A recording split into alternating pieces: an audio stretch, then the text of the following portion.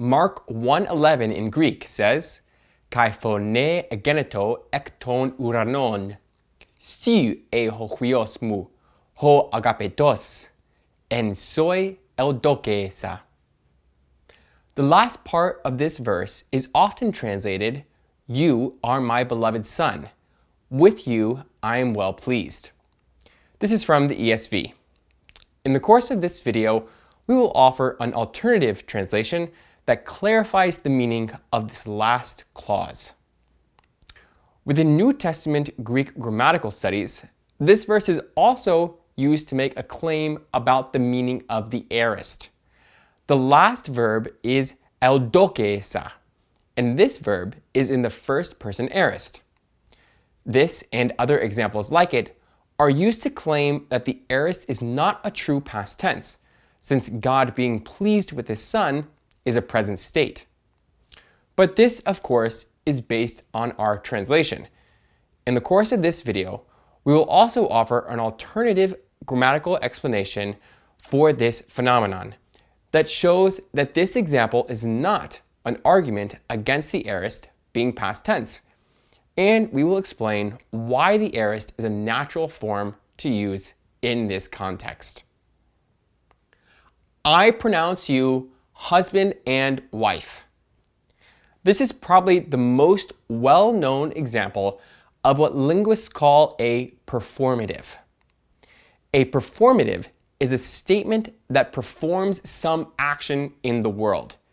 It does not just describe what is happening, as normal statements do, but it also does something. After that statement is made, the man and woman have become something different.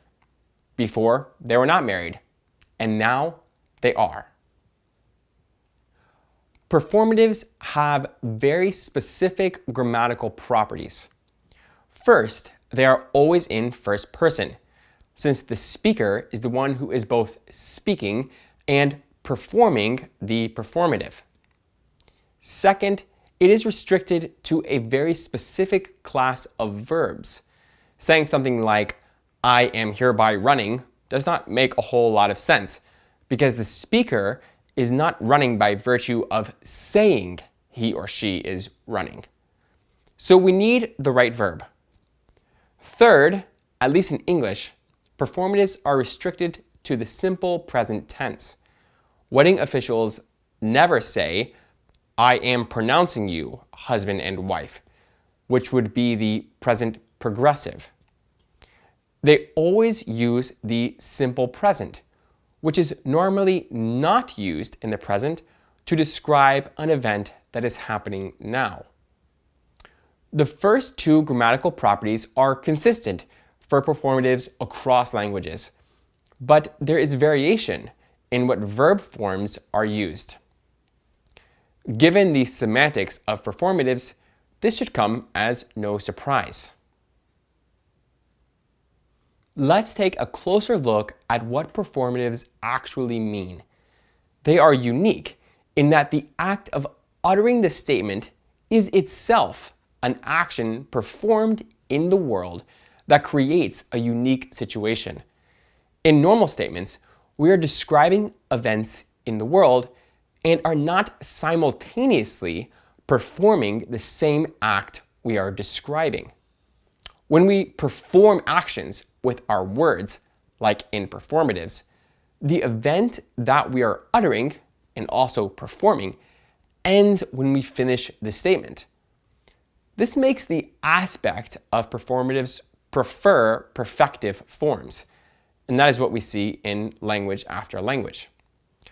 A perfective verb includes the end of the event in the description.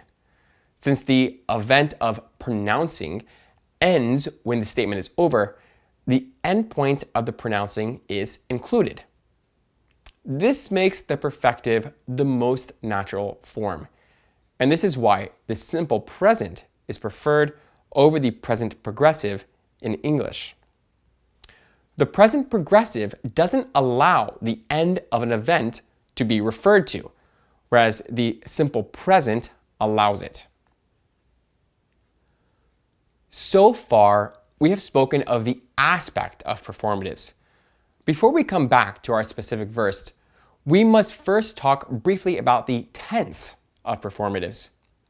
In English, we use the present tense, but this is not true in every language. Part of the trouble is that it is hard to determine what tense performatives should be in. The problem is that while the sentence is being uttered, the action is being performed. This would lend itself to present tense, as we see in English, since the action is being performed in the present. However, after the utterance is made, the event is also already in the past. This makes a past tense form also plausible, and that is what we see at least in some languages. And this brings us to the aorist in Greek. It has long been known that the aorist can sometimes be used for performatives in Greek. And in traditional Greek grammars, this has been called the tragic aorist because it was used during plays. Let's take a look at our verb again in context. The Greek reads, Stiu e ho huiosmu, ho agapetos. You are my beloved son. And soi eudokesa. Significantly, this is God's first declaration in the narrative of Jesus being his son. So God could also be performing some action by making this statement for the first time. What exactly is he saying? As we have said, many translations translate the verb as a present state, as in, with you I am well pleased, where am well pleased is a simple state that holds. But what if the verb, in this context, isn't making a statement about God being generally pleased with his son, but what if the verb is being used to make a statement about God's act of approving of his son in this present moment? In fact, many of the standard dictionaries list approve as a possible translation of this verb, and this makes the most sense in the context. Why is this a significant translation difference?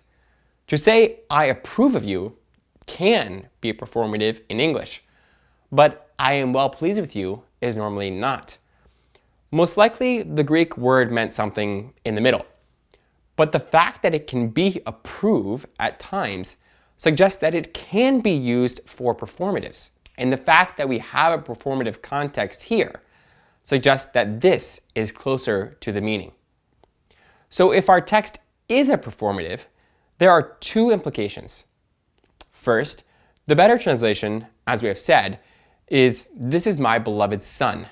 I approve of you, rather than I am well pleased with you or I delight in you. This is a different understanding of the verse. God is giving his stamp of approval to Jesus in front of an audience at the start of his ministry. Of course, God delights in his son, but he also approves of him and his mission to the world.